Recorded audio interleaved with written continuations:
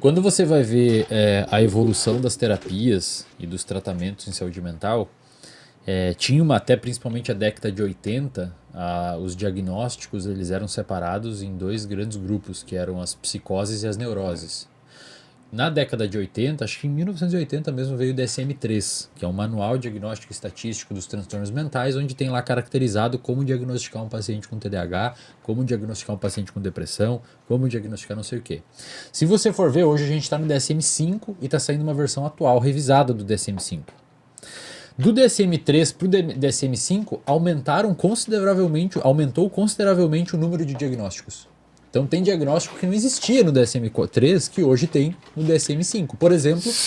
Síndrome das pernas inquietas. Transtorno por uso de jogos online. Não existia em 1980 porque não tinha jogos online, pô. Então não era um negócio que era prejudicial, que a gente tinha como problema. Pornografia. Pornografia, cara, é uma epidemia. Na clínica, cara, é uma epidemia. De 10, 4 são problemas com pornografia, velho. Impressionante. É uma epidemia. Impressionante. Epidemia. Mas papo de, tipo, ficar vício. 5 vezes por dia. Se masturbar até sair sangue. Caralho, velho. E você vê, então, isso não existia antes. Por quê? Porque o ambiente não proporcionava esse tipo de estímulo. Agora, acendeu o acesso à pornografia, a indústria pornográfica. Na minha época, você tinha uma Playboy debaixo da cama que você usava a adolescência inteira. As páginas tudo coladas. Agora, o moleque de 7, 8 anos entra na internet e tem acesso à pornografia. E os bagulho, do ponto de vista de dopamina, agressivo. Agressivo. Então, pensa assim, você entende? Conforme a sociedade foi se desenvolvendo, os sintomas começaram a surgir em maior espectro e, portanto, os cientistas tiveram que começar a categorizar. Então, essa pessoa aqui tem problemas de uso de jogos, essa pessoa aqui tem problema com pornografia, essa pessoa aqui tem problema não sei com o quê, os transtornos alimentares, etc. Por quê? Porque o ambiente mudou, de certa forma começou a causar disfunções nas pessoas e de certa forma a gente precisou categorizar essas disfunções dentro do manual. Agora pensa no metaverso. Não, eu acho que vai cagar a cabeça de todo mundo. Vai surgir umas 100 novas... Agora pensa só, olha que interessante. Ao mesmo tempo que os quadros diagnósticos foram se ampliando no ponto de vista de número, então você começou antes, tinha, sei lá, 2 transtornos depressivos, hoje tem 5, tem vários tipos de depressão. Antes tinha o bipolar tipo 1 e tipo 2, hoje tem vários, é um espectro bipolar. Antes o toque era dentro da ansiedade, hoje não é mais. Então a gente está tentando categorizar de várias formas as disfunções comportamentais. Junto com isso, os pesquisadores clínicos em psicologia começaram a desenvolver vários tipos de processos de psicoterapia que tentavam se encaixar melhor em cada quadro diagnóstico. Então você tem alguns tipos de psicoterapia, como a TCC clássica, a terapia cognitivo-comportamental clássica, que se enquadram muito bem para tratar pacientes com depressão, transtorno de ansiedade, etc. Tem umas terapias como, por exemplo, aceitação e compromisso, que é como se fosse uma vertente da TCC clássica, que chamam de terceira onda, que funciona muito bem para pacientes com dor crônica. Tem uma terapia chamada de comportamental dialética, que é também uma vertente da TCC clássica, que funciona muito bem para pacientes com transtorno de personalidade borderline. Terapia dos esquemas. Terapia dos esquemas para transtornos de personalidades em geral. Então, foram evoluindo também as estratégias de intervenção. Só que olha que interessante, cara.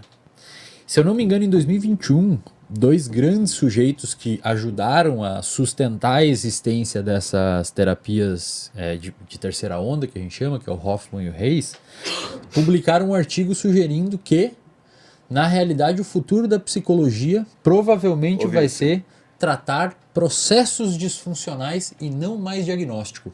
Isso.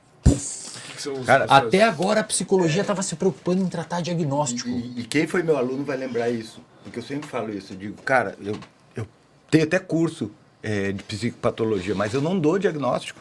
Porque eu não preciso dar o diagnóstico para saber o que eu tenho que tratar. Certo? Só trata o sintoma. Diagnóstico, não, eu trato o comportamento. O sintoma é um comportamento que não está ajustado numa relação de custo-benefício e funcionalidade. Certo? Mas o diagnóstico ele é importante para a conversa entre diferentes áreas. pesquisadores. Diferentes áreas, Precisa classificar catalogar as grupos, coisas pra... precisa ter um catálogo, um design mais ou menos geral do que é, sei lá, um transtorno obsessivo compulsivo. Só que quando você trabalha com o paciente diretamente, você vai ter 10 transtornos obsessivos compulsivos.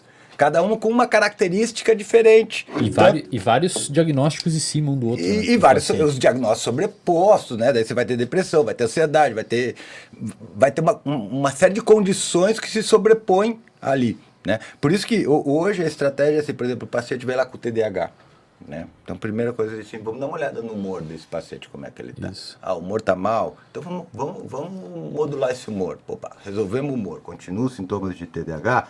Bom, perfeito, agora vamos resolver o problema dos sintomas de TDAH, certo? Porque, de uma certa maneira, essa sobreposição também atrapalha essa definição. Você não tem as fronteiras certinhas de um ou de outro sintoma. O diagnóstico, ele evolui no caso de muitos pacientes. Certo? Os pacientes vão trocando diagnóstico na medida em que eles vão até evoluindo dentro do processo clínico, porque as demandas também evoluem. Pô, então, na real, eu queria saber por que é o futuro da psicologia isso não é o presente assim, já. Pensa assim, ó. Boa pergunta. Pensa assim, ó. Existe sintomas que são sintomas transdiagnósticos. Então você vai ver que um paciente, por exemplo, vai ter reatividade emocional, pouco controle emocional, tanto no paciente com TDAH, quanto no paciente com depressão, quanto no paciente com transtorno de ansiedade, quanto no paciente com toque, quanto em outro tipo de transtorno. Então existe uma série de sintomas que eles são transdiagnósticos, eles permeiam os diagnósticos do paciente. A ideia dessa terapia baseada em processos, ela é tratar esse comportamento, esse sintoma que é um comportamento disfuncional, independentemente do qual diagnóstico o paciente está apresentando. Dentro de que baldinho ele está, dentro Vai de que funcionar de caixinha qualquer ele está. maneira. Agora, por que o futuro?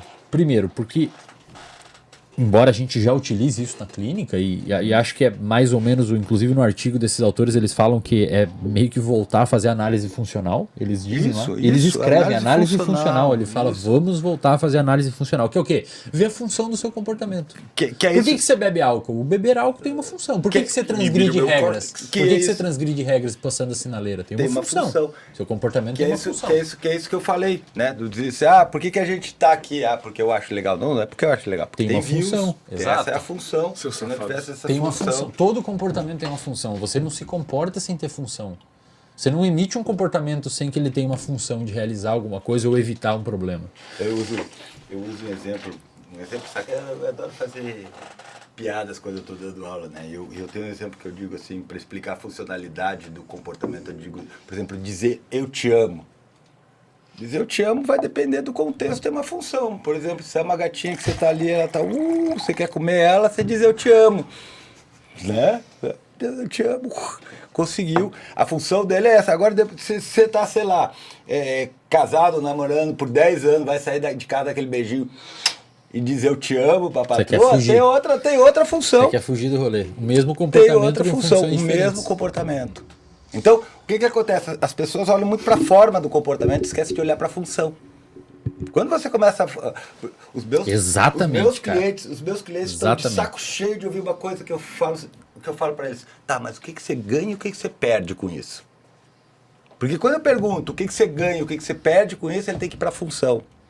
Porque senão ele fica justificando, que nem você ficou justificando, dizendo, não, eu gosto aqui por causa do conhecimento, porque não sei o quê, não sei o quê.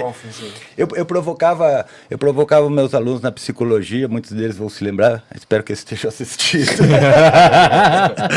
Não, deixa eu trocar aqui o canal.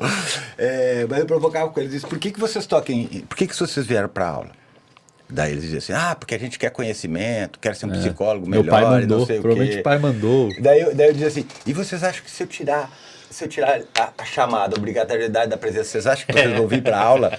Não, vamos sim. Cara, eu fiz esse experimento. Primeira semana, diminuiu 50% dos alunos em sala de aula. A tua aula era um laboratório. Segunda, sempre foi. A psicologia é um laboratório. Segunda semana, tinha 1/4 dos alunos em sala. Terceira semana, tinha 3 alunos que se revezavam. Para não deixar o professor sozinho, assim, não deixar. Puta, o professor deve estar lá sozinho, eu vou lá. Isso.